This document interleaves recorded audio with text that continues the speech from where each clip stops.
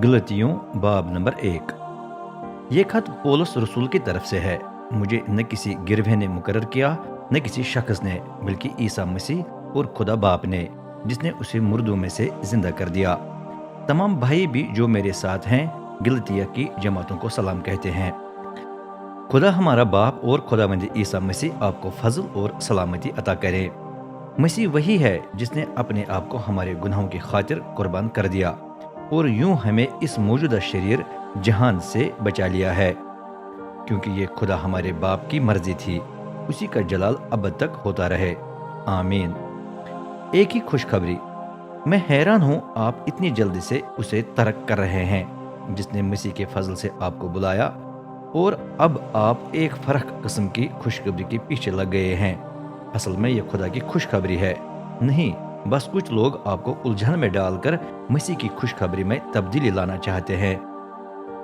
हमने तो असली खुशखबरी सुनाई, और जो इससे फर्क पैगाम सुनाता है उस पर लानत। ख्वाह हम खुद ऐसा करें, ख्वाह आसमान से कोई फरिश्ता उतरकर ये गलत पैगाम सुनाए।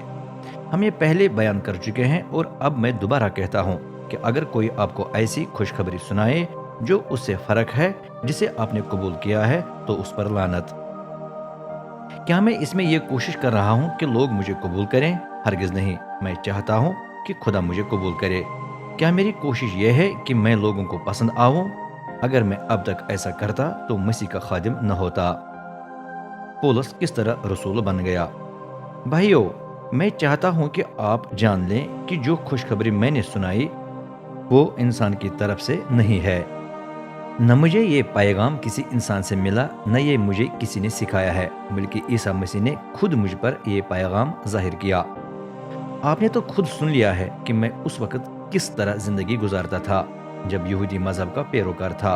उस वक्त मैंने कितने जोश और शिद्दत से खुदा की जमात को इज़ा पहुंचाई। मेरी पूरी कोशिश ये थी कि ये जमात खत्म हो जाए। यहूदी मजहब के लिहाज से मैं अक्सर देगर हम उम्र यहूदियों पर सबकत ले गया था। हाँ, मैं अपने दादा की रिवायतों की पैरवी में हद से ज्यादा सरगर्म था, लेकिन खुदा ने अपने फजल से मुझे पैदा होने से बेशतर ही चुनकर अपनी खिदमत करने के लिए बुलाया, और जब उसने अपनी मर्जी से अपने फर्जंद को मुझ पर जाहिर किया ताकि मैं उसके बारे में गैर यहूदियों को खुशखबरी सुनाऊं, तो मैंने किसी भी शख्स से मशवरा न लिया।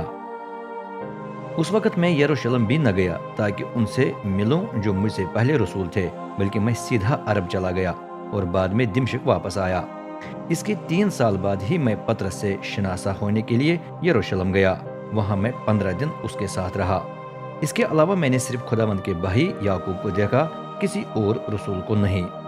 जो कुछ मैं लिख रहा हूँ खुदा गवाह है कि वो सही है, मैं झूठ नहीं बोल रहा। बाद में मैं मुल्क शाम और किलिकिया चला गया।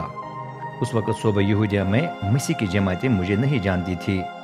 उन तक सिर्फ ये खबर पहुंची थी कि जो आदमी पहले हमें इज़ा पहुंचा रहा था वो अब खुद उस ईमान की खुशखबरी सुनाता है जिसे वो पहले खत्म करना चाहता था। ये सुनकर उन्होंने मेरी वजह से खुदा की तमजीद की।